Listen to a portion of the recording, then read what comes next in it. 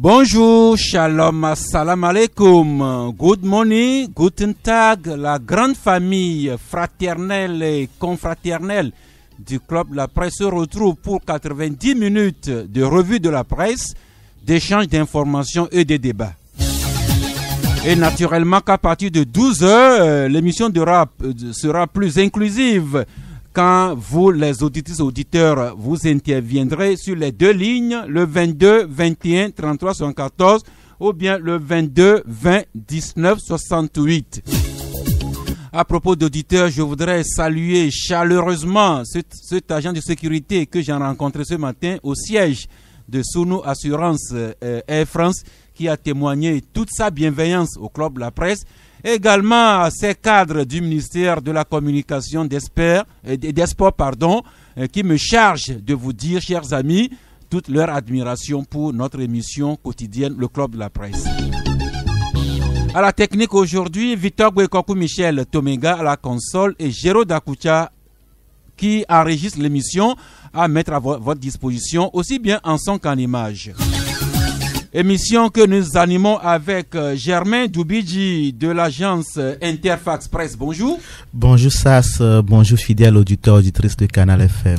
Adam Adjoronou du journal Vision d'Afrique. Bonjour. Bonjour Sass, bonjour chers auditeurs et auditrices de Canal FM. Eric Hugues Johnson du bi-hebdomadaire L'Union pour la Patrie. Bonjour. Bonjour Sass, bonjour chers amis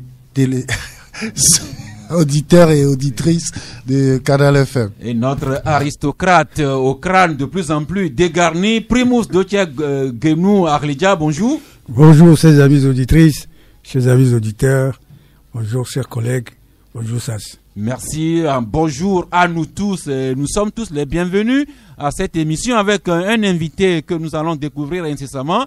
Le temps juste que nous partageons la pensée du jour, que nous tirons du vieux sage chinois Confucius qui a écrit « Nulle pierre ne peut être polie sans friction, nul homme ne peut parfaire son expérience sans épreuve. » Encore une fois, nulle pierre ne peut être polie sans friction, comme nul homme ne peut parfaire son expérience sans épreuve. C'est mardi et l'émission va parler de culture. Reconnaissance à Dieu, reconnaissance également aux pionniers. Nous sommes aujourd'hui le 10 décembre, cela fait 11 ans que la Déclaration universelle des droits de l'homme a été adoptée. Nous allons revisiter les pères et les mères qui ont rédigé ce document qui doit être le livre, enfin, la brochure la plus lue, si je ne me trompe, après la Bible et le Coran. Nous allons également partager quelques informations de proximité, notamment une institution de microfinance qui célèbre 150 ans d'âge, jubilé d'or, et puis on va finir naturellement avec les derniers développements du processus devant nous conduire à l'élection du président de la République en 2020. Premier chapitre, reconnaissance. Et quoi de plus normal que d'adresser la première reconnaissance à Dieu Tout-Puissant. N'est-ce pas, pasteur Eli? D'abord, merci. Je vous salue. Je salue tous ceux qui sont autour de la table. Je salue aussi ceux qui nous écoutent. C'est important de reconnaître tout ce que Dieu a fait. Reconnaître ce que Dieu a fait et le lui témoigner par une séance de prière, d'adoration et de chant. C'est un concept qui est entré dans le chant togolais depuis quelques années. Une journée nationale de reconnaissance à Dieu. Pasteur Eli, vous êtes... c'est vous qui présidez le comité le comité de direction, enfin, le comité d'organisation de cette journée. Oui, par la grâce de Dieu. Eh bien, rappelez-nous, c'est quoi ce concept-là? Toute une journée pour louer, pour adorer, pour chanter Dieu. Bon, ça commence d'abord, la genèse, les grandes lignes sont très importantes. C'est une vision qui est partie d'une personne, le président du groupe Salut et Joie. Après 10 ans, donc en 2013, il a jugé mieux avec son équipe de se réunir une soirée pour dire merci à Dieu. Il a invité certaines personnes qui ont pris part. Et vu l'événement, tout le monde a demandé que ça soit repris à ce moment dans un cadre un peu grand. Donc c'est devenu maintenant une journée de reconnaissance au Palais de Congrès. Et depuis lors, les églises ont commencé à s'intéresser et nous sommes partis dans les régions, partout dans les chefs-lieux des régions pour sensibiliser les gens. Donc nous sommes maintenant à la 7e édition cette année.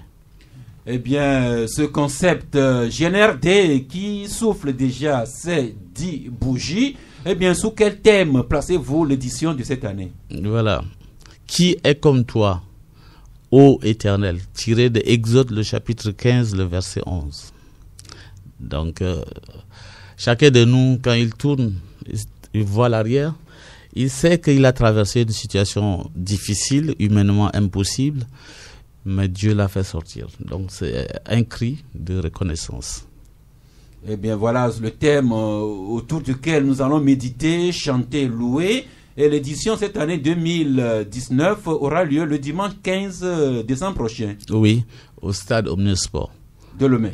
Et quelles sont quelques-unes des attractions au programme de cette journée? Oui, cette année, il y a beaucoup de surprises. Un concert spécial à la fin. Et en plus, beaucoup des éléments qui... À chaque année, nous ajoutons une nouveauté pour que ça ne soit pas la routine. Eh bien, cette édition 10 ans d'une journée nationale de reconnaissance à Dieu, le dimanche 15 décembre prochain, vous rappelez qu'il y a à peine 2-3 semaines, d'autres organisations religieuses, le corps du Christ, nous avaient invités à 2 jours de pénitence, de jeûne, de prière et de louange. Dimanche, ce sera la journée nationale de reconnaissance à Dieu. Pour dire à Damadronou que le Togolais se veut toujours croyant. La preuve, le préambule de notre constitution place le Togo sous la direction du Tout-Puissant. Oui, de toute évidence, vous savez que tout ce que nous faisons chaque jour, des fois lorsque nous sommes toujours en bonne santé, on a tendance à ignorer cette grâce-là que Dieu nous donne. Et par rapport à cela, on pense que peut-être la maladie ou le malheur n'arrive qu'à l'autre.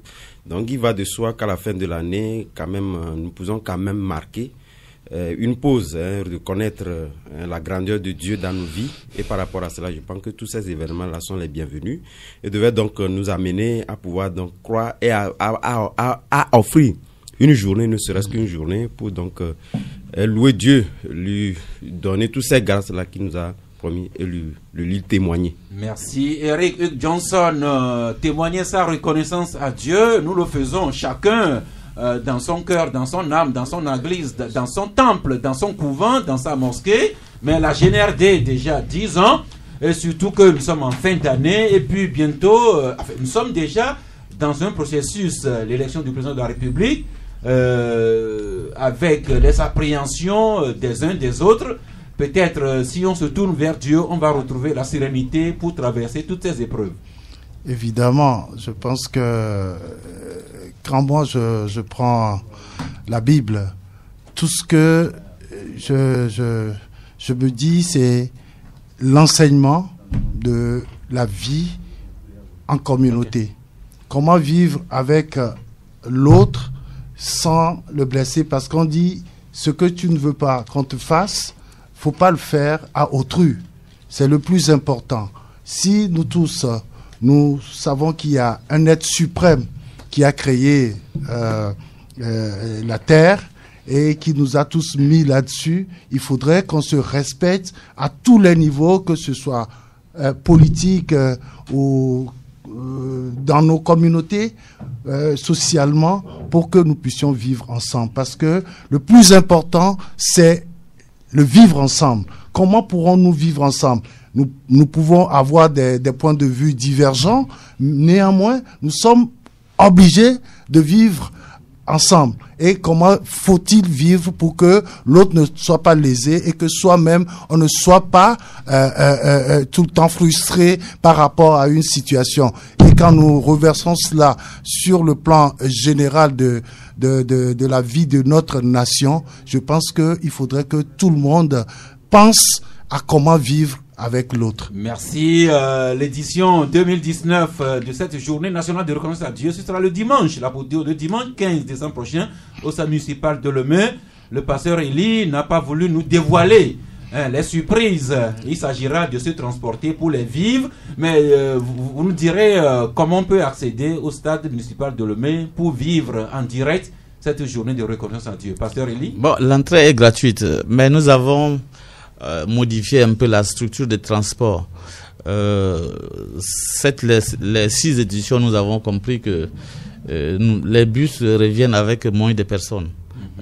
Cette fois-ci, nous avons des points focaux et nous demandons aux gens qui veulent bien aller là où il y a plus de 50 personnes d'appeler par exemple au 90 01, vous permettez, 75 65, c'est le chargé du transport. Directement, nous allons envoyer les bus pour convoyer les gens. Merci. Ce sera donc le dimanche, chanter, louer, remercier, prier, Oui. Mais de la musique religieuse à la musique profane.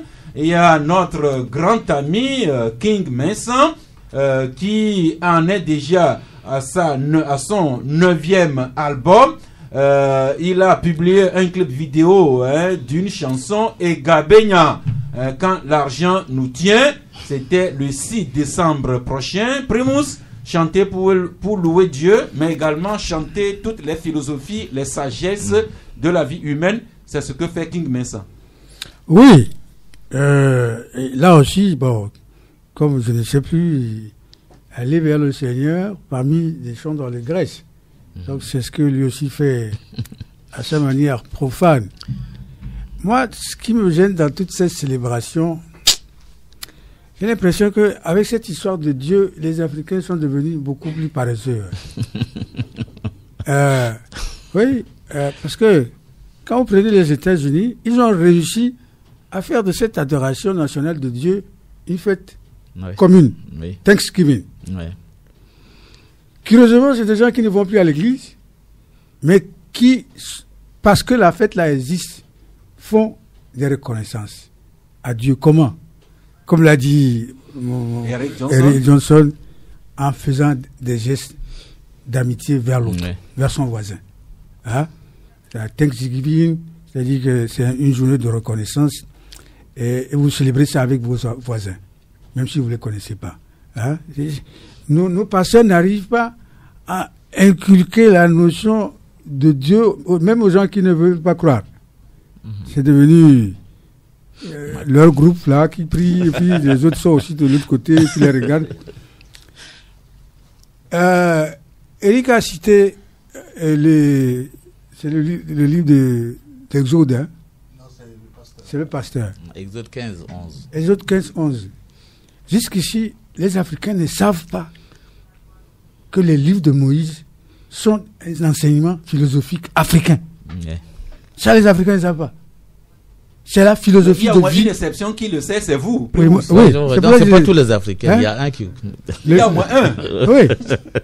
Le livre de Moïse sont des enseignements philosophiques et religieux africains, écrits par des Africains, et qui se trouvent dans la Bible, mais nos frères ne le savent pas et ne se l'approprient pas. Merci. Primus, vous allez nous l'enseigner. Mais pasteur, est-ce que quelque chose d'important, pasteur, Primus vous reproche à vous, les dignitaires de Dieu, les religieux, les pasteurs, les imams, il vous reproche de ne pas savoir partager Dieu avec ceux qui ne croient pas en, disons, dans vos églises, dans vos temples, dans vos couvents et dans vos mosquées. Oui, je ne vais pas m'excuser sur ça. Vous savez, la communication, elle est très importante. Et la façon de communiquer, le Seigneur a dit, vous êtes le sel et vous êtes la lumière. Donc le sel n'a pas de pouvoir s'il ne rentre pas dans la sauce. J'apprécie ce qui a été dit.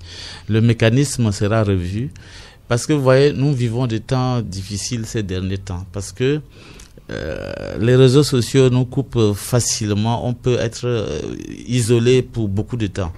Et la communion, cette communion, comme M. Eric l'a dit, est très importante. C'est-à-dire que être chrétien ou bien enfant de Dieu, c'est pas un titre qu'on porte, c'est une vie qu'on porte. Et être riche aussi, c'est pas amasser de l'argent, mais c'est être utile dans la communauté, c'est être utile par rapport aux autres. Ça, c'est des éléments qu'il faut intégrer dans le christianisme.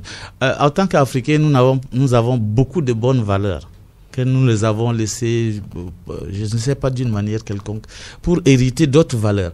Alors, nous sommes arrivés à un hybridisme. Nous ne sommes ni blancs ni noirs. Donc, toutes les valeurs fondamentales qui font la dignité du noir se sont éclipsées. Et je crois que dans l'enseignement du christianisme aujourd'hui, beaucoup de choses sont à reconsidérer. Merci. Le débat est intéressant, mais souffrez qu'on ferme la parenthèse là et qu'on revienne à des choses beaucoup plus profondes. Eric? Oui, parce que Primus a dit quelque chose de très intéressant. C'est qu'aujourd'hui, nous, Africains, nous célébrons Dieu et nous oublions véritablement nos valeurs. Oui. Ce qui fait que aujourd'hui, vous voyez des gens qui ne veulent même plus travailler, qui se disent Dieu le fera. Mais comment pouvons-nous accepter cela dans nos sociétés? Si vous ne travaillez pas, vous n'avez pas droit à bien vivre. Même la Bible dit ça. Oui. On a tout perdu. On se dit Dieu va m'aider, Dieu va le faire, et on se réfugie à l'église. Merci. Et c'est souvent les pasteurs, les prêtres, les imams, tout ça, c'est eux qui récoltent les conséquences de ces attitudes-là.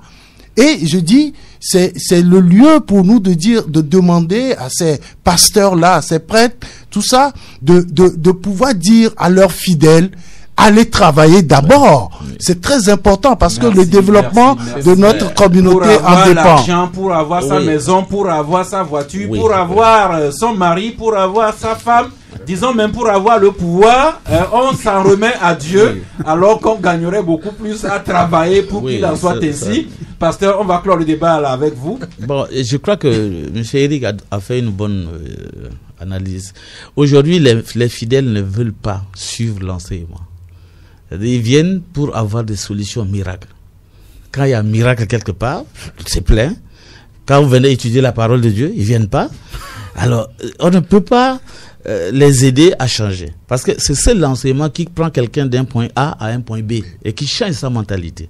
Mais les gens veulent passer, prie pour moi. Non, le pasteur n'est pas une machine pour prier. Le pasteur peut apprendre à quelqu'un comment prier. Même les disciples ont demandé à Jésus, apprends-nous à prier. Dieu bénit le travail. Je finis. Je chute. Dieu bénit le travail. Oui. Ceux qui passent tout leur temps à gêner à prier, ils vont devenir pauvres et malades. Merci. Quelque part, j'ai lu, j'ai appris que il faut prier comme si tout venait de Dieu, mais travailler comme si tout venait de soi-même. Merci, voilà la reconnaissance à Dieu, mais maintenant, reconnaissance aux rédacteurs, disons aux membres du comité, rédacteurs de la Déclaration universelle des droits de l'homme. C'était le 10 décembre 1948 que cette brochure a été adoptée. 38 articles, et comme je le disais, si je ne me trompe, c'est la brochure la plus lue après la Bible ou le Coran. Germain Doubidji, vous y consacrez justement une dépêche sur ces 71 ans de la DUDH. Oui, la Déclaration universelle des droits de l'homme qui a été adoptée le 10 décembre donc 1948, vous le disiez tout à l'heure, et qui consacre en réalité la reconnaissance et le respect des droits de l'homme. Donc c'est ce qu'on fait ce 10 décembre. Et donc nous attirons l'actation de nos lecteurs sur ces déclarations, mais nous revenons et nous rappelons aussi que c'est vrai que c'est proclamé à l'Occident, mais en Afrique aussi, à l'intronisation de Soudjanta qui était en 1222, il y avait la charte du Manding qui est précurseur même de la Déclaration universelle des droits de l'homme et qui consacre effectivement le droit au respect à la vie, à l'humanité ou à la répartition des torts. Et donc la Déclaration universelle des droits, le respect des droits humains aussi est africain. Et donc l'Afrique n'a pas en réalité de leçons à recevoir d'autres parties du monde. Nous devons nous réapproprier le respect des droits de l'homme que nous avons déjà comme valeur dans nos cultures pour que on ne nous fasse plus des leçons. Merci. Et comme comme nous en sommes à la reconnaissance, rappelons-nous les 9 personnes qui ont fait partie du comité de rédaction de cette déclaration universelle des droits de l'homme.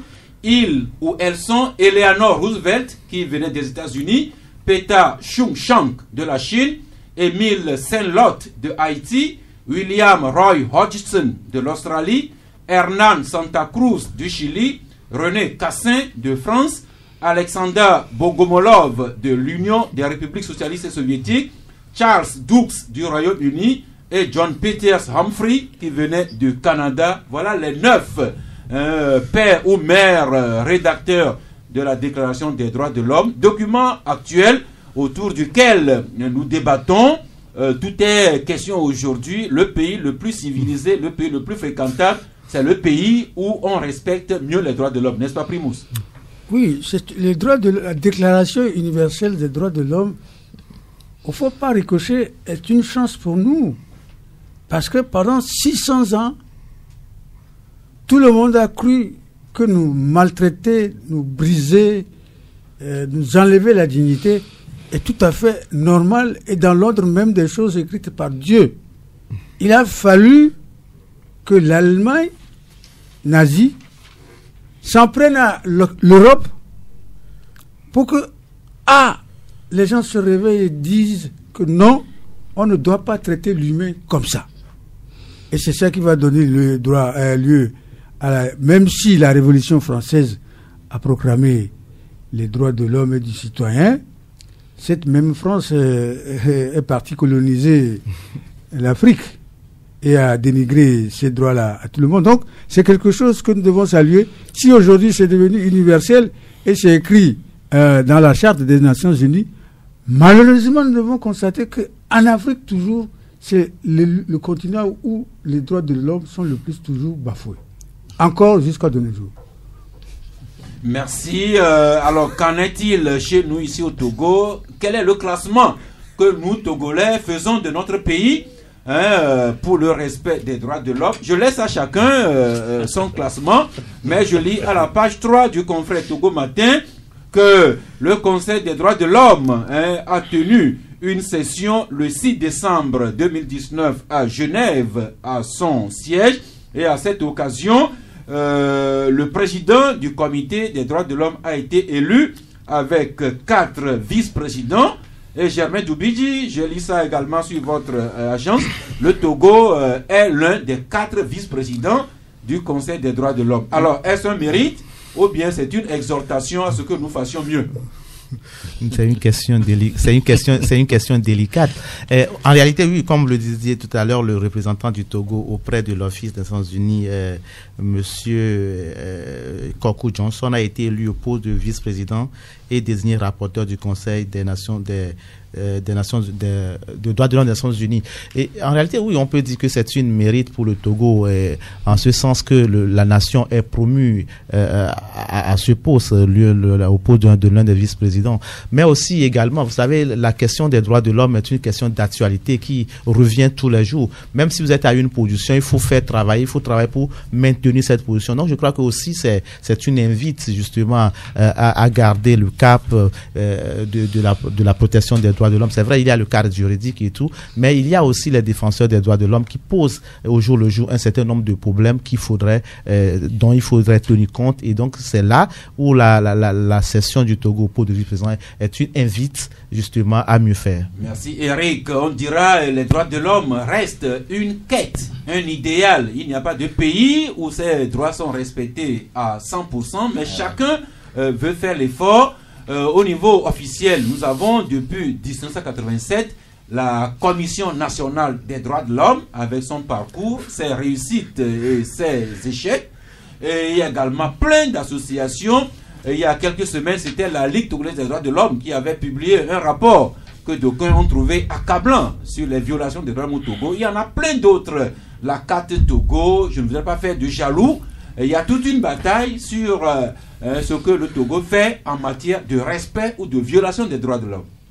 Effectivement, je pense que la question... Votre micro. La question qui avait été posée à mon jeune confrère Germain,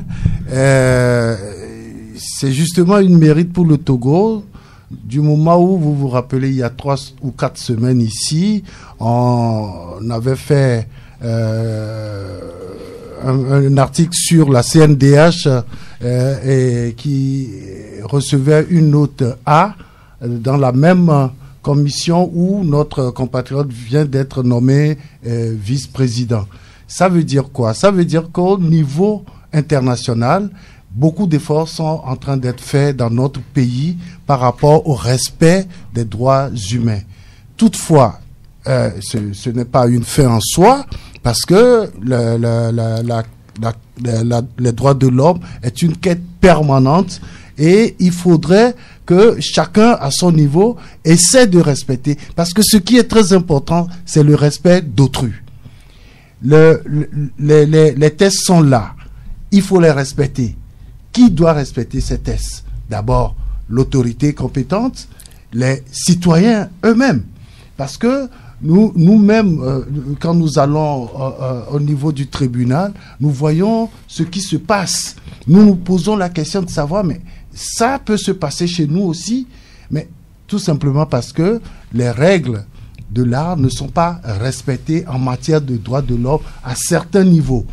Aujourd'hui, je pense que sur le plan juridique, le Togo a fait beaucoup d'efforts. Beaucoup d'efforts en ce sens où il y a des tests réglementaires qui sont votés par l'Assemblée nationale, qui sont promulgués par le chef de l'État et normalement qui devaient être respectés aussi bien par les forces publiques que les citoyens eux-mêmes. Maintenant, il y a un niveau plus élevé et je dis c'est l'armée. Est-ce que dans notre pays, l'armée respecte les droits humains? Parce que il y a des moments où, par exemple, pour ce qui s'est passé le 23 novembre dernier, il y a des citoyens qui ont été arrêtés chez eux.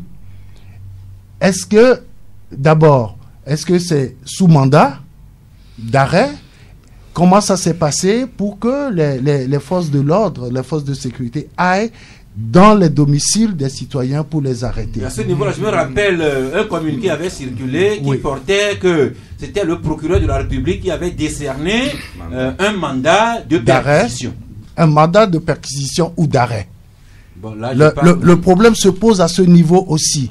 Ce que je voudrais dire, c'est tout simplement que lorsqu'il y a des tests qui sont faits, il faudrait que les citoyens, il faudrait que les autorités publiques et de sécurité, de maintien d'ordre et tout ça, respectent ces tests-là pour que nous puissions faire encore des bons dans le respect des droits de l'homme dans notre pays. Merci. Maintenant, le revers, c'est nous-mêmes citoyens. Nous réclamons tout le temps nos droits, mais sans jamais aller vers nos devoirs pour savoir ce que nous devons faire. Il y a des tests qui nous protègent, certes, mais nous aussi, nous devons respecter certaines lois de la République pour que nous ne soyons pas obligés de subir la loi. Merci. L'autre dira que le respect de la loi qu'on s'est donné est liberté. Alors, les droits de l'homme ne vont pas sans sécurité. Il arrive des moments où la sécurité est mise à rude épreuve. Eric le rappelait tantôt cet incident dans la nuit du 22 au 23 novembre, où selon le discours officiel, des individus armés d'armes blanches s'en sont pris aux forces de sécurité des gendarmes qu'ils ont molestés, qu'ils ont dépouillés de leurs armes, qui traînent encore dans la nature. Et cette affaire a connu un nouvel épisode hier, quand le gouvernement, représenté par 3 ministres, celui de la sécurité, de l'administration territoriale et des droits de l'homme, ont rencontré le corps diplomatique pour présenter le bilan des investigations. C'est ce qui a été fait hier pour dire que il n'y a pas de droit de l'homme sans sécurité et la sécurité n'est pas toujours garantie tous les jours. Adam.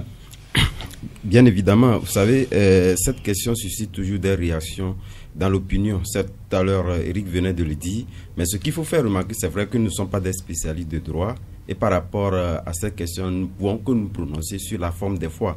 Mais je me rappelle que lorsque un mandat de perquisition est mis, lorsque les policiers s'y rendent, ou les forces de l'ordre de sécurité s'y rendent, au vu de ce qu'ils ont constaté, ils ne reviendront plus. Quand même, recevoir un autre mandat avant d'aller vous arrêter. Ça ne se passe pas comme ça. Je pense qu'au vu des faits qu'ils ont, on vous prend directement. Donc, je pense qu'on admet que... Ça dépendra du libellé du mandat que le procureur a... Naturellement. Donc, sur la question, il n'y a pas à dire. Mais ce qu'il faut faire remarquer, c'est que je crois que nos forces de l'ordre et de sécurité font un travail vraiment remarquable. Et par rapport à cela, le Togo aussi a fait beaucoup d'efforts. Lorsque vous constatez au niveau des droits de l'homme, je pense que l'année dernière, le Togo lui-même se fait évaluer. Et c'est dans ce ordre d'idée-là que, pendant cette réunion-là, a eu lieu pour faire comprendre en fait les motifs réels qui ont conduit donc à ces arrestations. Parce que n'oubliez pas que nous sommes à la veille des échéances électorales et lorsque des partis politiques sont cités pour des cas comme ça, il faudrait quand même qu'on puisse avoir une hauteur d'esprit d'expliquer réellement qu'il y avait des motifs réels pour ces arrestations-là, sans quoi on pourrait évidemment prêter des intentions étant donné que nous sommes à la veille de ces élections pour peut-être aménager ou ne pas porter des intentions sur des adversaires politiques. Donc je pense que c'est dans ce cadre-là que cette réunion a eu lieu et je pense qu'il y avait des motifs valables sur la forme au moins que nous pouvons quand même s'interroger. Je rappelle que ça a commencé avec la sortie du ministre Yak, c'était le samedi 23 novembre, et puis il y a quelques jours, c'était le directeur national de la police qui exhibait les 18 personnes arrêtées avec leur arsenal. Et puis hier, le gouvernement, représenté par 3 ministres devant le corps diplomatique, l'agence Interfax Presse en parle. Mais Primus, le moins qu'on puisse dire, c'est que cette affaire suscite beaucoup de débats. Il y a des gens qui vous disent ouvertement qu'ils n'y croient pas que le gouvernement a monté cette affaire-là de toutes pièces. Alors il y a quand même des indices que le gouvernement exhibe de son côté. 2 journaux reviennent là-dessus aujourd'hui. Togo Matin qui écrit « Tentative d'insurrection armée, quelle devrait être la poursuite du PNP dans cette affaire ?» se demande Togo Matin, pendant que le confrère Liberté, s'inspirant d'une sortie de Monseigneur Poduro devant la presse hier, écrit, selon ce que Monseigneur Poduro a dit, il suffit d'avoir une aiguille chez soi pour être considéré comme un djihadiste. Voilà quelques aspects de tout ce débat-là qu'il est difficile de résumer. Ne confondons pas les choses. Un mandat de perquisition, c'est le droit que l'État donne aux forces de l'ordre d'entrer chez quelqu'un. Parce qu'il est à la recherche de preuves qu'il doit se trouver chez quelqu'un et qu'on s'en va chercher. La preuve supposée se trouver chez quelqu'un. Il faut toujours faire. Et c'est sur la base de ce qu'on trouvera là-bas que dans un deuxième temps, on va émettre un mandat d'arrêt. Le mandat d'arrêt, certains l'appellent le mandat d'amener. Vous venez avec la personne. Mais quand vous allez perquisitionner, c'est que vous allez chercher à voir quelque chose en rentrant chez quelqu'un. Donc, la personne fuyait. C'est ce que ça a dit. Achevez votre raisonnement. Que la personne fuit après ou pas. L'État a tous les moyens de le retrouver. C'est pour ça qu'il y a l'Interpol. C'est pour ça qu'il y a l'Interpol. Et l'État va dire, bon, je cherche ce monsieur, il est en fuite. Si vous le trouvez, ramenez-le-moi. Ouais, mais n'est-ce pas mieux de mettre la main dessus? Non. C'est ça qu'on appelle l'état de droit. Que dit le droit? En Afrique, c'est ça le drame. Vous faites toujours des raccourcis. Et c'est ce que mes collègues sont en train de faire. Ça, ce sont des raccourcis. Que la personne va fuir ou pas. S'il va fuir, délivrez tout de suite le mandat d'arrêt. Comme ça, on l'arrête. Ne cherchez pas à aller arrêter quelqu'un. Comme je disais, le procureur doit bien penser libérer. C'est pour ça que vous allez voir que en Angleterre, vous avez le habeas corpus. Quelle que soit la faute commise par la personne, laissez-la tranquille tant que vous n'avez pas de preuves suffisantes pour l'arrêter. C'est ça le droit. Et c'est vers cette éducation que nous voulons aller. Quand le citoyen a tous ses droits, et même quand il est en faute, vous respectez tous ces droits pendant que vous êtes en train de faire vos recherches et vos enquêtes. Et si vous arrivez à la conclusion que mais non, le monsieur il est fautif, on va l'arrêter et vous l'arrêtez. Mais jusque-là, vous respectez ces droits. Nous allons y arriver sûrement un jour. peut-être pas nous, mais nos arrière-petits-fils qui arriveront.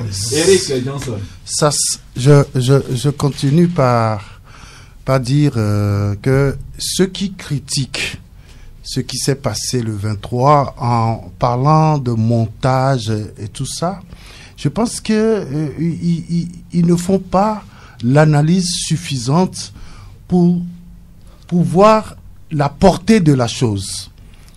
Nous sommes là, il y a quelque temps, on nous dit le Togo est le pays, le premier pays réformateur en Afrique. Le Togo fait des réformes économiques pour attirer des investisseurs. Et vous imaginez que ce gouvernement ou ce régime qui cherche à amener des gens organise lui-même une telle comédie pour freiner encore l'arrivée de ces investisseurs. Je dis, il y a un problème. Pour ce que j'ai vu la semaine dernière, il faudrait que les gens sachent que on parle des armes qui circulent dans notre pays. C'est très dangereux. Vous savez, le vendredi, les forces de l'ordre étaient dans un quartier à Agoué. Et vers 22h, 23h par là, ils sont venus dans une maison où il y a, je crois, 4 ou 5 conducteurs de camions. Alors, ils ont perquisitionné et tout de suite après, un camion qui s'arrête. Mais quand les forces de l'ordre sont allées vers le camion, il n'y avait que l'apprenti. Et ils ont retrouvé dans ce camion une arme. Je confirme. Ils ont retrouvé une arme et ils ont continué par fouiller ce camion où ils ont trouvé des munitions dans, je crois, 2 ou 3 roues secours de ce camion-là. Dans la nuit. Information authentique avérée. Je vous le dis, puisque ça s'est passé dans un quartier d'Agoué. Je vous dis, cette affaire, il faudrait que nous fassions vraiment attention parce que on parle de circulation d'armes. Nous sommes permanemment en danger. Quand les gens disent nous ne croyons pas à ça parce que on a montré que il faut se faire agresser une fois pour savoir que c'est pas forcément avec de nouvelles armes blanches que ces agresseurs-là font leur coup. Des gens ont été agressés la nuit après avoir acheté des médicaments dans une pharmacie. Tout de suite, ils ont été agressés, ils ont été cambriolés. Mais quand vous voyez ces scènes, je vous dis, il faut qu'on fasse attention. Quand nous parlons de sécurité, nous prenons toujours le soin de dire, question de sécurité, c'est extrêmement sensible. Aucun indice n'est à négliger. Mais comment le problème c'est quel est le rapport à établir entre les questions de sécurité et le respect des droits de l'homme. Voilà tout le débat. Juste un nouvel élément, en face des diplomates hier, le gouvernement par la voix du ministre Yard a annoncé que 10 personnes ont été arrêtées en plus des 18 que la police a exilées. Et justement, ça veut dire que les enquêtes sont loin d'avoir livré leurs résultats. Oui, c'est l'information que je donnais justement. Oui. Après, l'apprenti, on lui a demandé de faire appel à son patron qui était venu et ils ont été arrêtés. Justement, ces deux-là font partie des 10 personnes Ils sont rajoutés.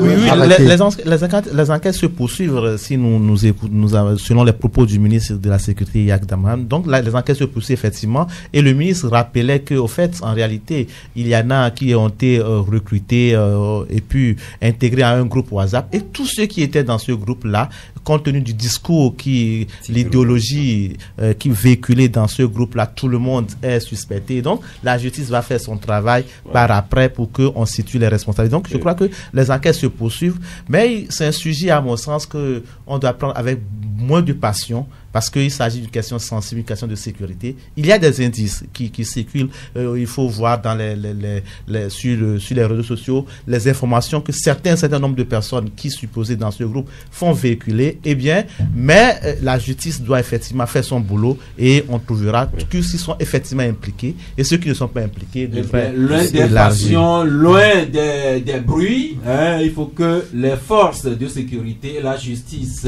investiguent pour peut-être convertir les plus pessimistes, les plus incrédules d'entre nous. Il s'agit d'une affaire de sécurité. Oui, en fait, c'est pour dire aux éditeurs qu'en réalité, cette interpellation n'est pas une fin en soi.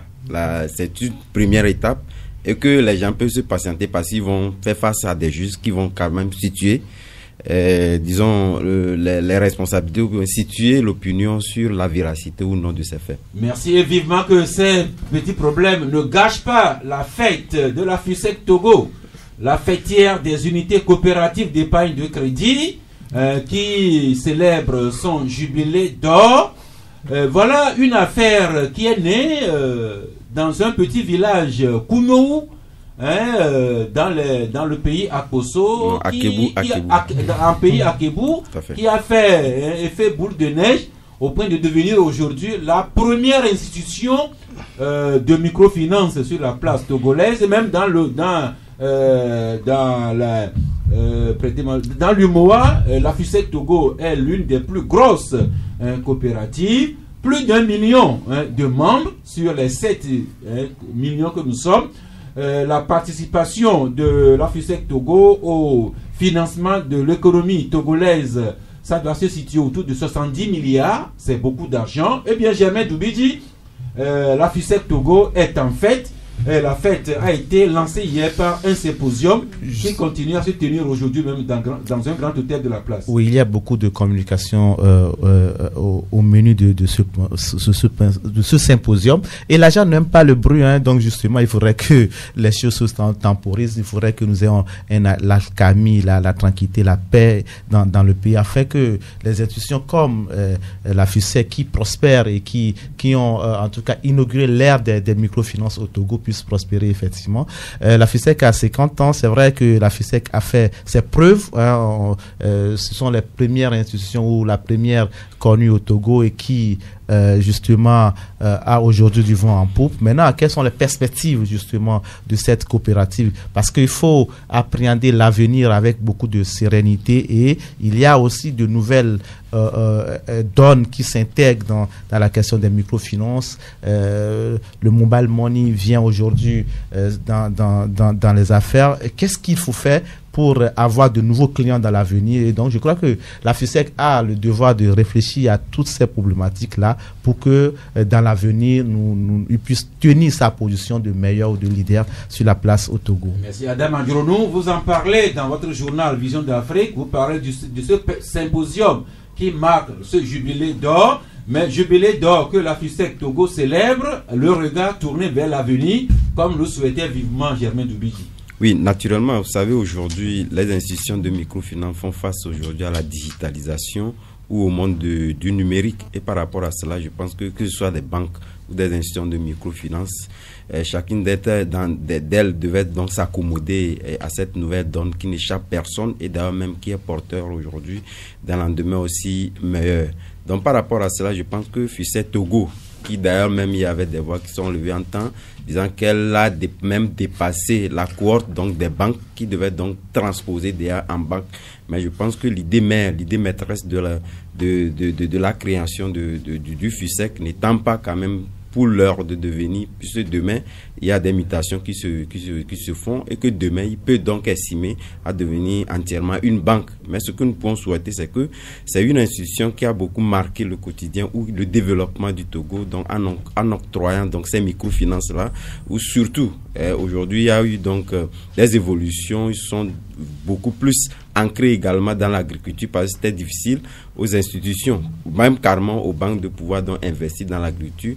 Je pense que FUSEC Togo a eu l'audace de pouvoir le faire et par rapport à cela, il a eu aussi la confiance de beaucoup d'autres institutions de par le monde et nous ne pouvons que les féliciter à continuer dans ce élan-là pour faire en sorte que le Togo puisse connaître réellement ce développement, surtout à la base. Merci Eric Hugh Johnson, vous qui parcourez le Togo, même dans les contrées les plus reculées, pratiquement dans tous les villages, quand vous arrivez, vous voyez une église, une mosquée, mais sûrement que vous avez une agence de FUSEC à côté. À côté. Ah ouais. Je pense que c'est tout à l'honneur des dirigeants de cette microfinance. Aujourd'hui, vous voyez, le gouvernement togolais fait des efforts pour quand même mettre en place des projets de filets sociaux, de financement inclusif. Et je peux dire que la FUSEC Togo a déjà avancé plus dans ce domaine-là en octroyant beaucoup de prêts à nos compatriotes pour développer des activités dans le domaine informel. Et aujourd'hui, quand vous voyez, il y a plusieurs commerçantes, et surtout elles, qui ont prospéré grâce au financement reçu au niveau de la FUSEC. C'est une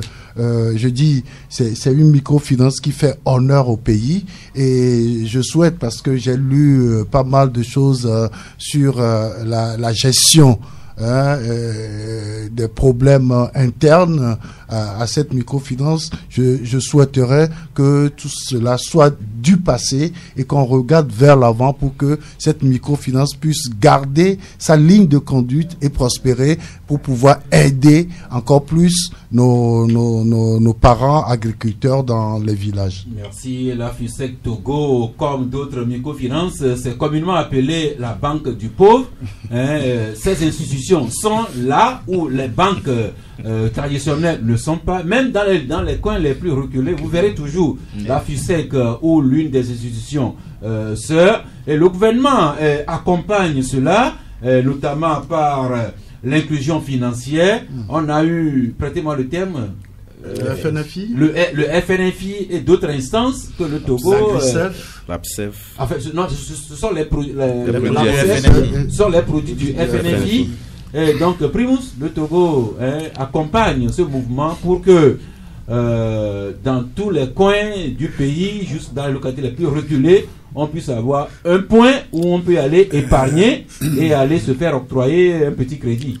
Oui, je veux encore vous étonner. Non, en 1759, il faut nous étonner toujours. L'Irlande mourait de famine. L'Irlande. En 1759. Oui.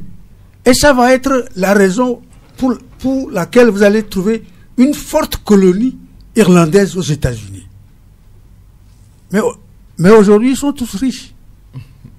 C'est pour ça que chaque fois que je suis en Afrique, mon cœur saigne quand nos institutions rejettent les pauvres.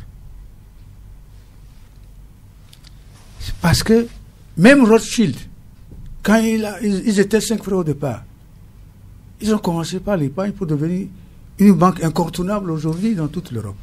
Ouais, c'est pour ça que j'ai l'impression que devant la pauvreté... Alors, qu'est-ce qui s'est passé en Irlande? Oui, devant la pauvreté, nous allons chercher des solutions de riches, alors que nous sommes des pauvres. Non, il faut qu'on prenne la décision de combattre la pauvreté, pas la pauvreté d'abord pour sortir. Il faut lire l'histoire de toutes ces grandes sociétés que nous admirons aujourd'hui. Comment est-ce que leurs parents ont commencé? Je crois que c'est ces détails-là qui manquent aux Africains. Donc, la FOUSEC, il faut l'avoir dans 100 ans, dans 200 ans. Encore une fois, l'avenir. L'avenir. Hein? Et puis, comment il s'appelait l'économiste Sri Lankais, là? Youssouf. Bangladeshi, oui. Qui a été même honoré, je crois, oui. du Nobel de l'économie. C'est lui qui a introduit la microfinance dans l'économie mondiale. Oui. Parce que pour les Occidentaux, la microfinance est impossible. Eux, ils refusaient tout le monde en macrofinance. Mais il a dit non, on ne peut pas venir. Chez lui, là, tout le monde est pauvre. Mais si vous même leur donnez un capital de $5, ils sont capables d'en faire une business. Donc, je souhaite la même chose pour le Togo. Même dans nos villages, il y a toujours cette tontine-là, et ça, comme on l'appelle en milieu élevé, où on se rassemble la place, enfin, le jour du repos, où on n'allait pas au champ. Chacun épargne un peu, comme ça, quand quelqu'un est dans le besoin le plus urgent, on lui octroie un crédit. Mais attention, Primus, un crédit, c'est paix.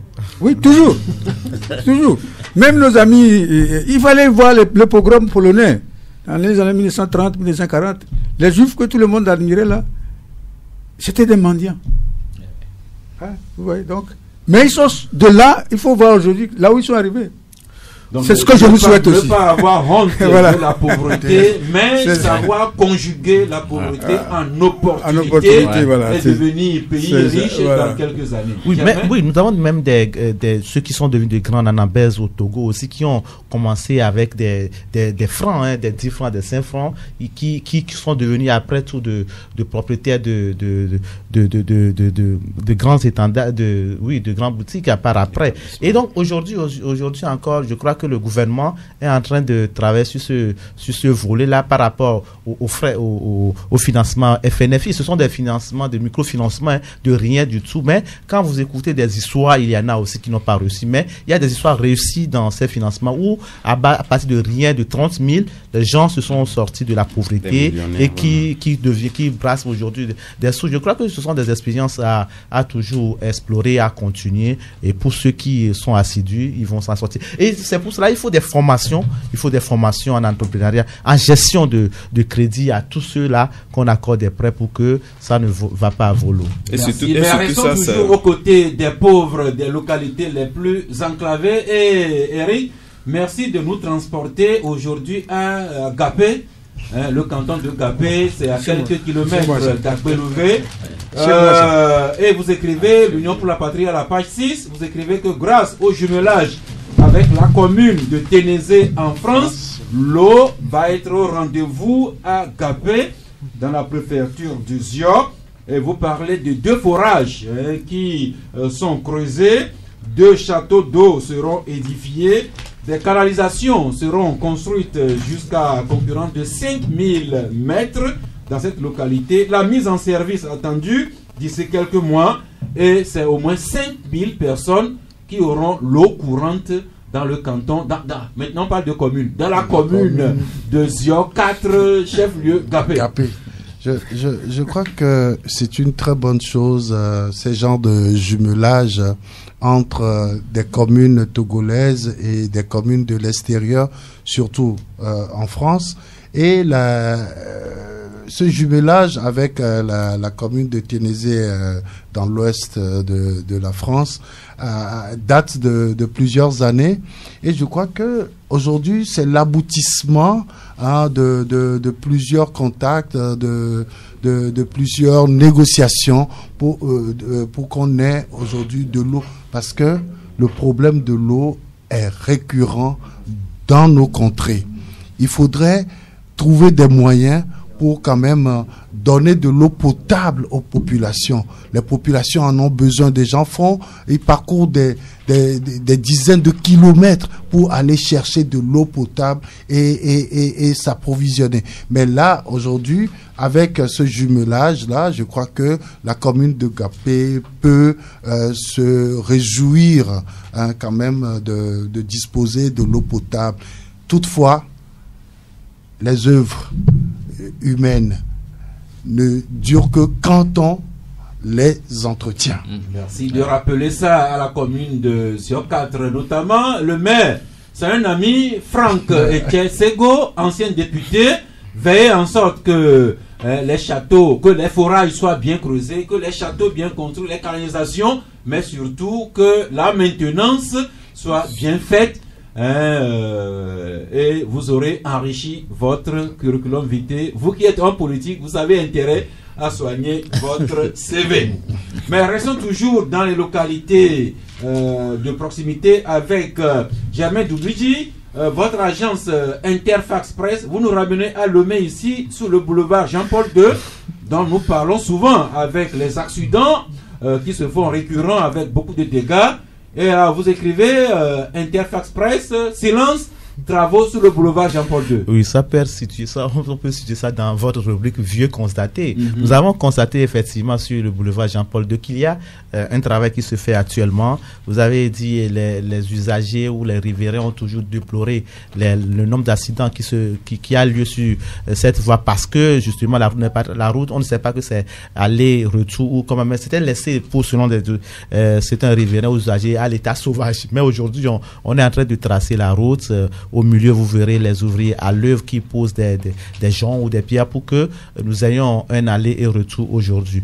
Maintenant, nous avons effectivement interrogé les auditeurs qui disent, en tout cas les usagers qui disent que cela devait être fait depuis longtemps, bien évidemment, que c'est fait aujourd'hui, mais on aurait pu on aurait pu penser à cela, éviter des accidents qui ont eu lieu, et d'autres plus dubitatifs estiment que bon, ils vont attendre jusqu'à la fin avant de faire. Ça c'est le Togolais. Avant de faire de commentaires, parce que connaissant les revirements qui ont cours sur cette voie-là, et donc ils attendent. Mais de toutes les façons, les ouvriers sont visibles sur la voie en train de travailler. Ce matin même, nous avons constaté que le travail avance tout de même. Autre question de proximité qui nous touche, la presse, nous journalistes, monde de la communication. Eric Johnson, votre journal, l'Union pour la presse, l'Union pour la patrie, pardon. Vous revenez sur le nouveau code de la presse de la communication qui a été adopté récemment par le gouvernement. C'est devenu un projet de loi qui va passer à l'Assemblée nationale. Eh bien, vous revenez sur quelques aspects quand vous écrivez que la presse en ligne est désormais intégrée dans notre arsenal législatif. Les blogs, les sites institutionnels, les réseaux sociaux et tous les sites dont Interfax Press, tout cela trouve maintenant sa place dans la loi. Oui, je crois. La semaine dernière, nous avons essayé de parcourir un peu ce nouveau code de la presse et de la communication, et nous avons essayé de donner les grandes lignes de ce nouveau code. Nous avons publié, par exemple, ce que le gouvernement a prévu dans ce nouveau code avant que ça n'aille à l'Assemblée pour devenir une loi de la République. En effet, la presse en ligne a toujours fait état d'un débat au sein de la corporation. Qui est véritablement une presse en ligne, sinon un organe de presse en ligne?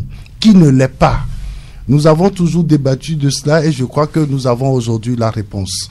Pour le gouvernement, on ne parlera plus tout simplement d'organes de presse en ligne, mais d'entreprises de presse en ligne. Cela voudra dire qu'il y a des conditions à remplir avant de devenir une presse en ligne. C'est pour ça il y a déjà une catégorie que le nouveau code considère comme n'étant pas déjà une presse, un organe de presse en ligne. Vous avez les blogs, vous avez les réseaux sociaux où tout le monde peut écrire, tout le monde peut laisser un article ou quelque chose, mais jusque-là, du moment où cela ne respecte pas le code, notre code de déontologie et de la presse, je pense que tous ces réseaux-là, ces blogs-là en ligne ne sont pas considérés comme des entreprises de presse en ligne. Merci. On va terminer la revue de presse en évoquant le feuilleton de l'élection du président de la République en 2020. Juste quelques dépêches. Nous nous rappelons que les opérations de révision des listes électorales sont terminées depuis quelques jours. Et au niveau de la CENI, on est en train de faire les recoupements et bientôt la phase, comment l'appelle-t-on, la phase du contentieux sur les listes électorales va être ouverte. Est-ce que quelqu'un se voit omis ou bien son nom mal écrit? Ça va être ouvert incessamment. Et pour cela, la CENI a communiqué la nomination des juges devant lesquels les contentieux seront réglés incessamment. Vision d'Afrique y revient. Adam? Oui, naturellement, c'est que il y a déjà un moment où, disons, la machine électorale est en marche, et par rapport à cela, l'étape de révision des listes électorales est déjà derrière nous. Et par rapport à cela aussi, il y a aussi des inquiétudes liées, comme vous l'avez dit, aujourd'hui où les questions sont liées un peu au contentieux. Et je pense que la CENI s'y met, et il a beaucoup avancé également, avant même de se projeter dans les phases à venir, les phases factuelles. Il y a aussi ce dispositif-là qui est mis en place pour permettre à ceux qui se sentent lésés au moment opportun de pouvoir donc de faire des recours. Et par rapport à cela, je pense que ces juges-là sont ainsi élus. Ils sont 40 juges nommés. Juges nommés par la CENI, c'est eux qui vont connaître les contentieux sur les listes électorales. Et quand la date sera communiquée, par devoir et par plaisir, nous serons là. Alors, quels sont les candidats qui vont concourir à cette élection? Hier, selon la presse, on en était à 13 candidatures. Mais il y a toujours du côté d'UNI où on regarde beaucoup. Est-ce que UNI va présenter un candidat à cette élection? Et qui ce sera? Je ne le sais pas. Mais vous devez le savoir, Adam Adjonou, quand votre journal écrit candidature au présidentiel 2020, les mouvements et associations du parti UNI veulent fort. Les mouvements et associations UNI exigent de fort qu'ils soient leurs candidats, c'est ça? Oui, vous savez, depuis hier, comme vous l'avez dit, les candidatures, la vente des candidatures sont ouvertes il y a longtemps. Nous en sommes à 13 hier, et la candidature du parti Union pour la République se fait toujours attendre. Mais pour les associations et mouvements proches du parti, il n'y a pas de raison que ce soit que fort qui soit leur candidat. Donc, il y a même le SE, le secrétaire exécutif, qui a fait une sortie et a dit qu'il n'y a pas lieu de polémiquer là-dessus, qu'ils ne veulent rien que Fort comme candidat à l'élection de 2020. On attend de voir que Fort lui-même, ou du moins qu'il y ait donc un congrès qui puisse donc investir Fort comme candidat.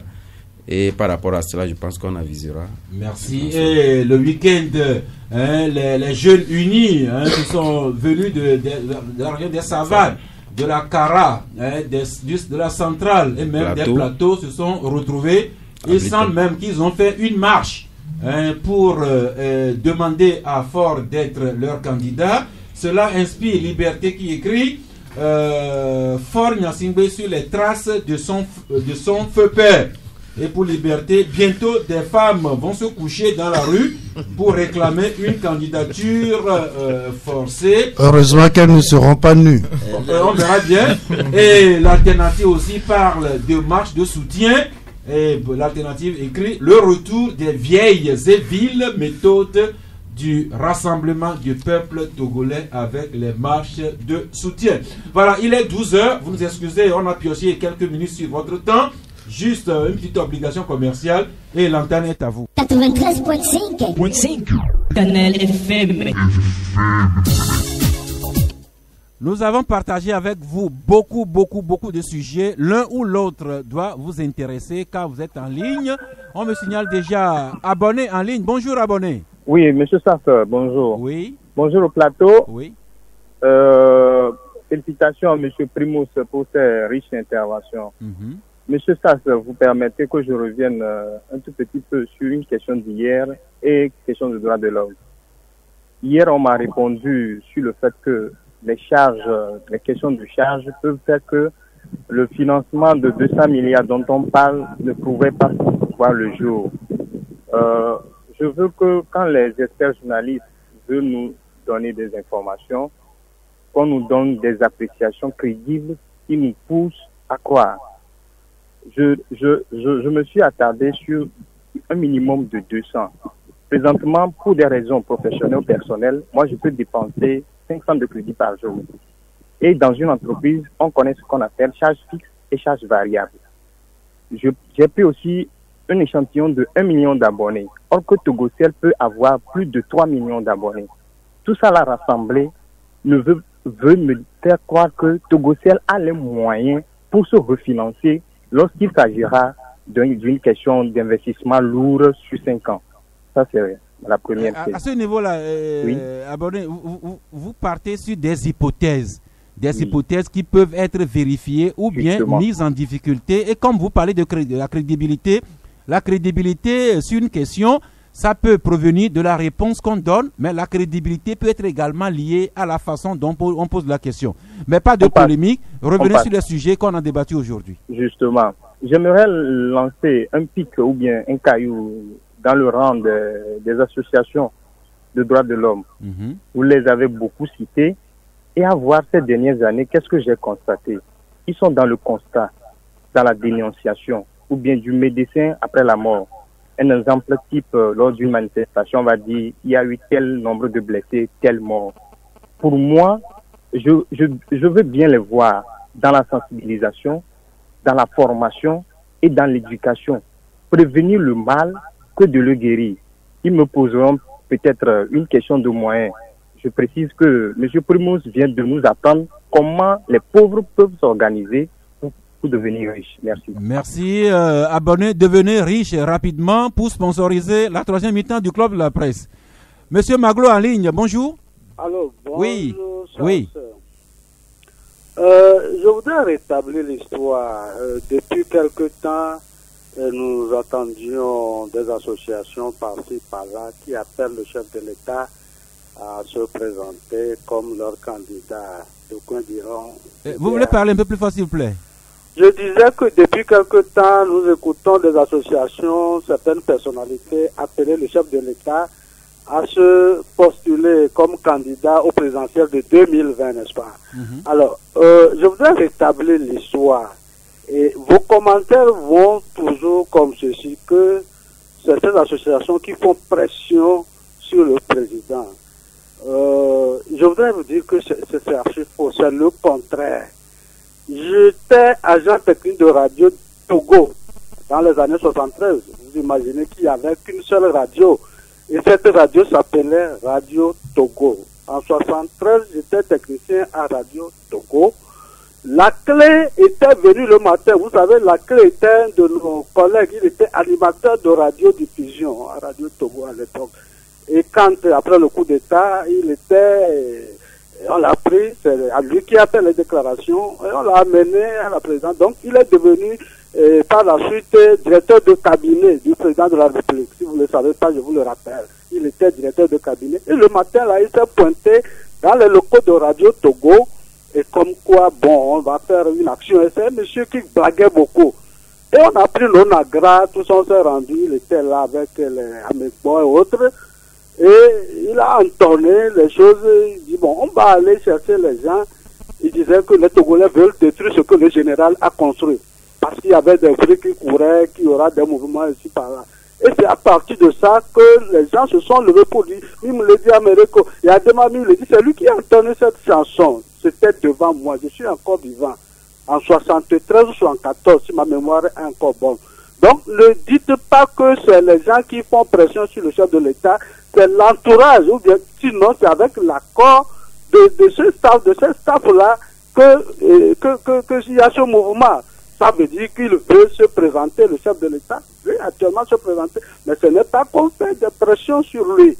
C'est ce que je voudrais vous dire. Merci pour cette page d'histoire. Je vous rappelle juste l'article de Liberté qui écrit que bientôt des femmes vont se coucher dans la rue pour réclamer une candidature forcée, c'est F-A-U-R-C, E accent aigu E, et que l'alternative lui écrit marche de soutien, le retour des vieilles et viles méthodes du RPT. Monsieur Maglo, merci pour cette page d'histoire. Et maintenant, nous recevons l'ami Kofi depuis Adakpame. Bonjour. Bonjour, ça. Oui. Bonjour, le plateau. Bon, moi, je veux m'exprimer sur cette histoire de révolution djihadiste. Moi, je pense que ce qui m'intrigue dans cette histoire-là, c'est qu'on a dit que des malfaiteurs, ceux qui se sont organisés pour aller voler des armes, se sont habillés en uniforme comme la chorale d'une église en noir. Bon, déjà, ça me paraît comme une histoire vraiment montée, quoi. En plus, quand le journaliste dit que l'État ne peut pas organiser quelque chose pour jeter des discrédits à cause de MCC ou quoi là. Si l'État tenait compte de mon développement, plus que de rester au pouvoir, s'il se régime tenait compte de mon développement, plus que de rester au pouvoir, je crois que je ne devais pas tirer le diable par la queue. Même eux qui sont les journalistes là-bas, c'est pas Claudius qui va venir brasser des millions ici quand il s'agit d'événements importants et que les journalistes togolais seraient mis à la touche. Donc, qu'ils ne me disent pas que ce pouvoir même tellement qu'il ne peut pas organiser ce truc-là pour que l'argent ne rentre pas dans le pays. Non, ça c'est pas convaincant, qu'ils trouvent autre chose à faire. Merci. Ouais. Eric, vous voulez répondre un peu à notre ami? Non, je crois que l'ami est dans sa logique, mais je pense qu'il faut juste resituer un peu le débat. Nous disons tout simplement que nous ne pouvons pas chercher des investissements. Tout à l'heure, quelqu'un disait que l'argent n'aime pas le bruit.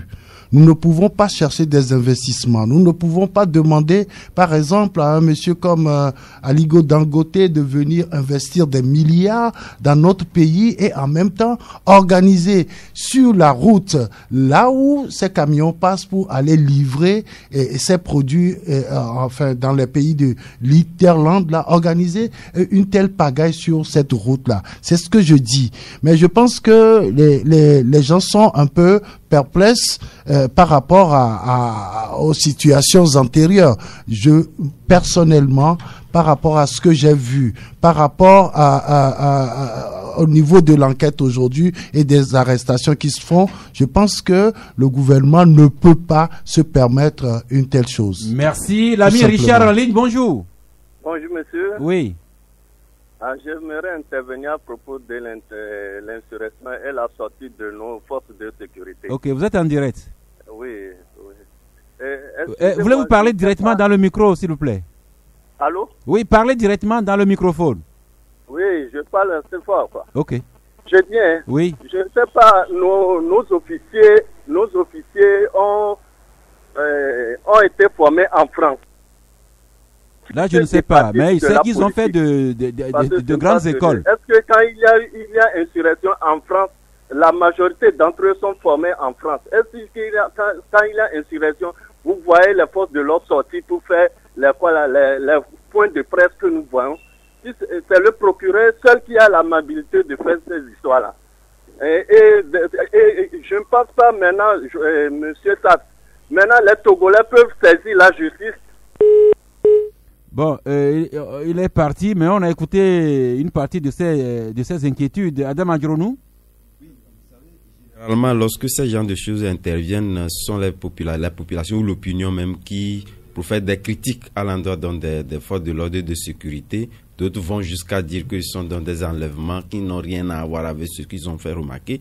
Donc c'est par rapport à cela, c'est ce qui a suscité d'ailleurs la présentation au vu du jeu. En fait, c'est pour informer l'opinion sur les faits et les actes. Voilà pourquoi dans ces conférences de presse. Mais cela n'omet pas à ce que le procureur général puisse intervenir avec l'évolution de la situation de l'affaire. Oui, le procureur, nous-mêmes, nous souhaitons vivement qu'il sorte de sa tour d'ivoire et qu'il aille sur le terrain pour lequel le poste là est créé. On va y revenir. Aboubacar en ligne, bonjour. Bonjour, monsieur. Oui. Je voulais dire qu'on a vu des pagailles plus que ça depuis 90. Alors, les gens ont braqué les gens ici. On a une fois eu un arme pour saisir.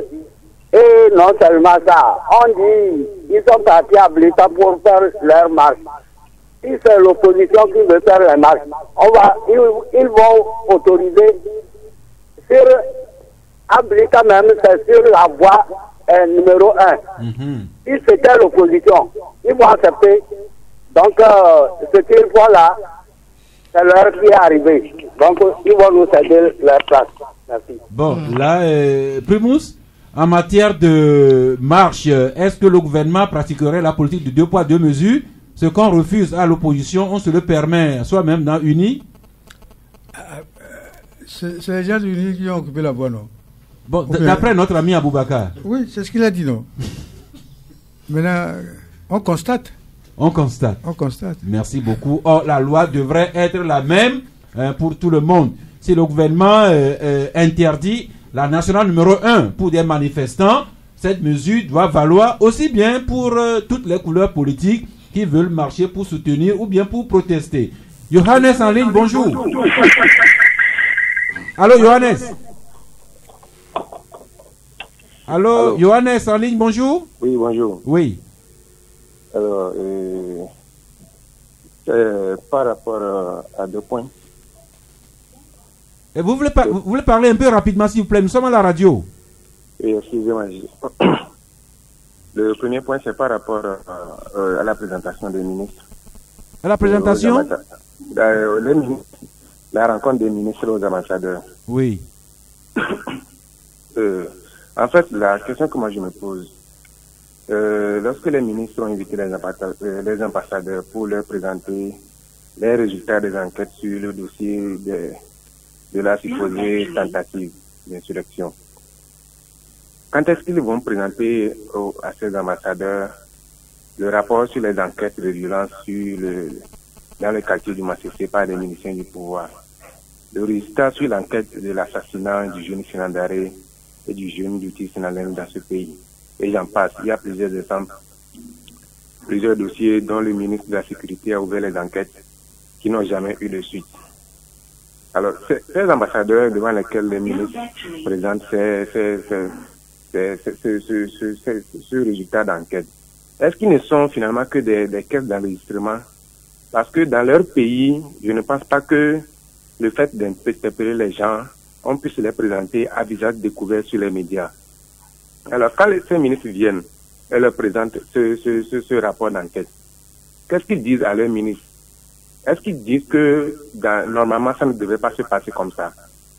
Et on continue à voir ça. Jusqu'à quand on va continuer est-ce que vous à voir passer à votre deuxième sujet? Il y a d'autres qui attendent en ligne. Non, c'est juste les 2 points là que j'aimerais résoudre. Merci beaucoup. Germain Douboudi?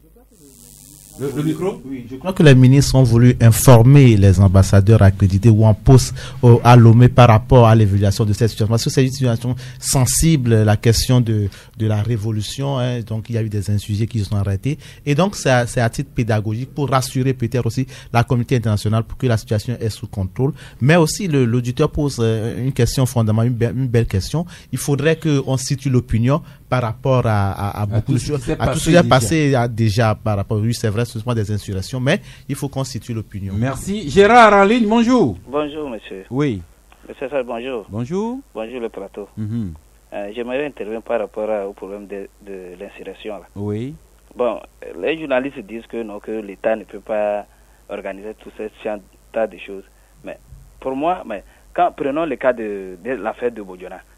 L'affaire? L'affaire Bodiona. Oui.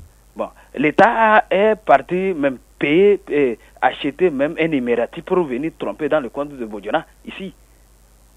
On est témoin.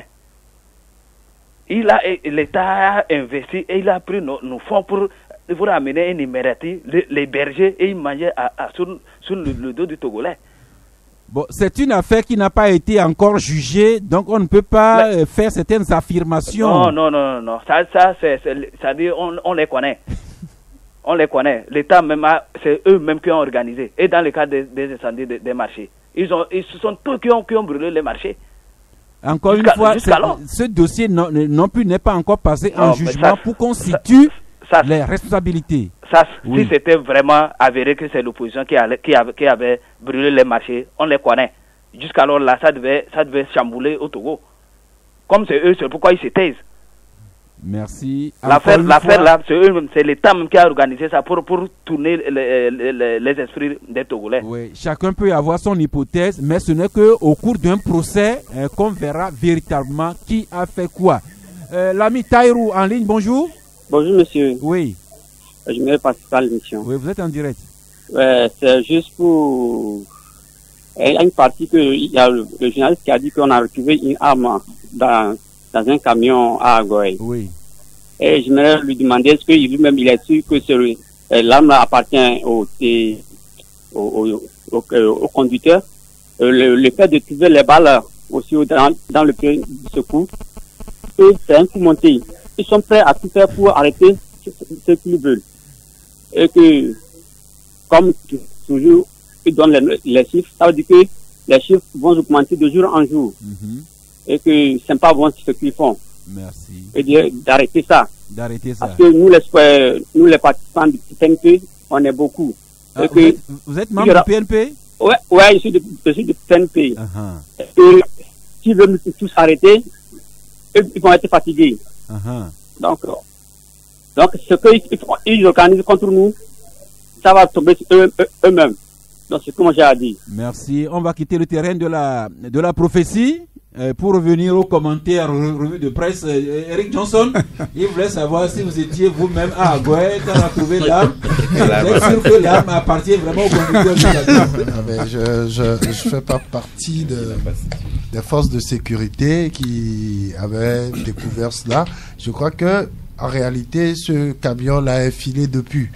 Et donc, si ce n'était pas le cas, donc tel que le scénario s'était passé, je me suis dit, effectivement, puisque c'est comme si on attendait ce véhicule-là. On est venu faire une perquisition chez les gens et après, le véhicule est arrivé, on l'a arrêté. Et puis, bon, si il dit montage et tout ça, les gens disent, on les connaît. Est-ce que c'est un argument juridique?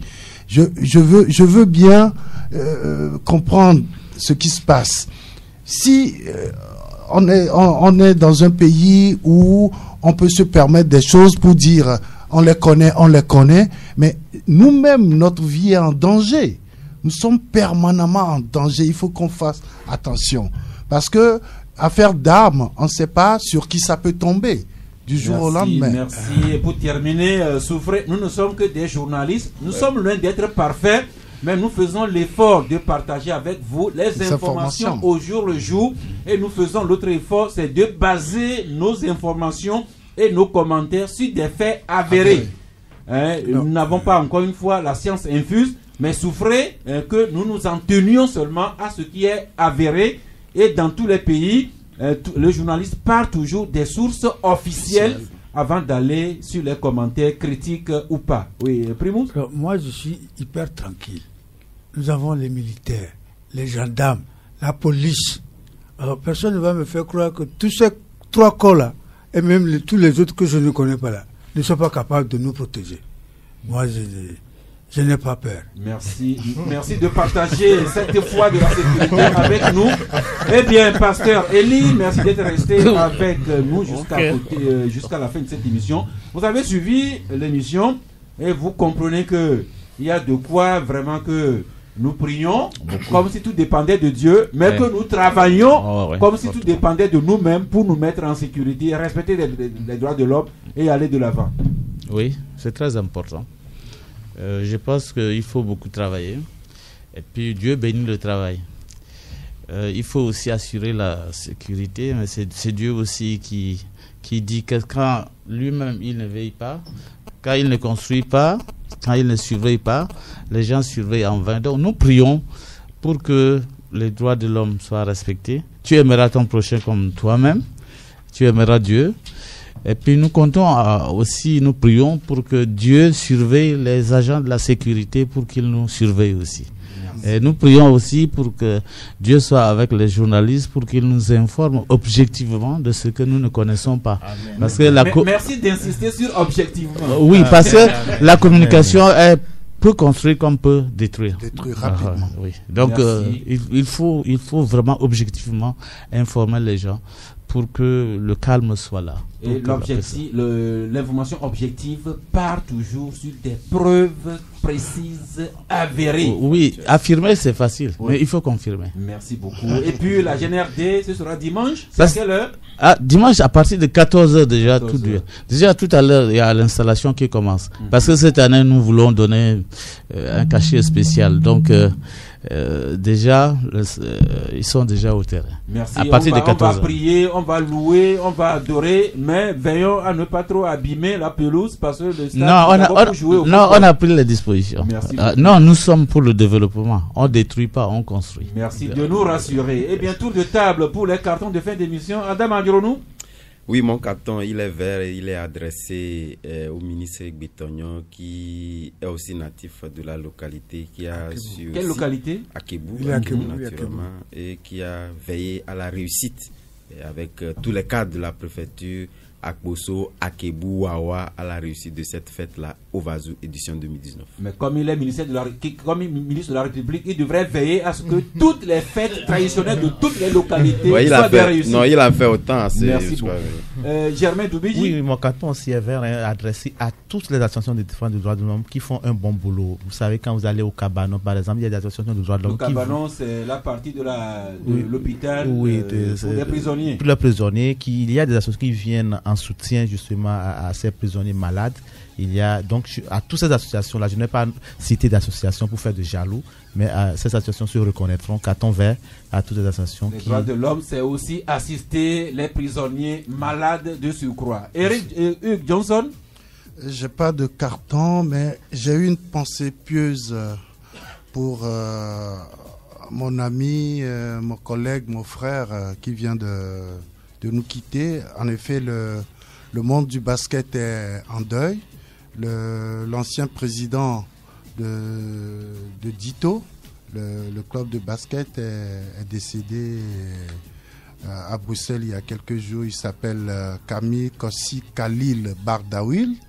Il est décédé des suites d'une maladie. Vraiment, merci. Une pensée pieuse à lui. Je lui dis. Merci. Que la terre lui soit légère. Comme il consacré. Primus. Mon carton vert aujourd'hui va aller à l'OTR. Je suis allé là-bas la dernière fois. Presque à la fermeture des bureaux. Mais j'ai été très bien accueilli par une belle dame qui m'a donné les informations nécessaires. Alors, le carton, est-ce que c'est à l'OTR. C'est à l'OTR. Ok, donc merci qui a un personnel qui accueille bien les gens. Merci, voilà. Merci. Le club de la presse qui s'associe à la fête que connaissent deux personnes, Madame Ezebio, la dame Mognon et qui célèbre avec son mari le jubilé d'argent pour leur foyer. Et puis notre ami Peter Sassou Dogbe qui a commencé à Nana FM. Non, il a commencé à Radio Nostalgie, il a continué à Nana FM. Aujourd'hui, il est le correspondant de Radio France Internationale. C'est son jour d'anniversaire. Eh bien, à vous, Maman Eusebio, à votre mari et à Peter, que la fête soit belle. Et n'oubliez pas le fond de bouteille pour le club de la presse.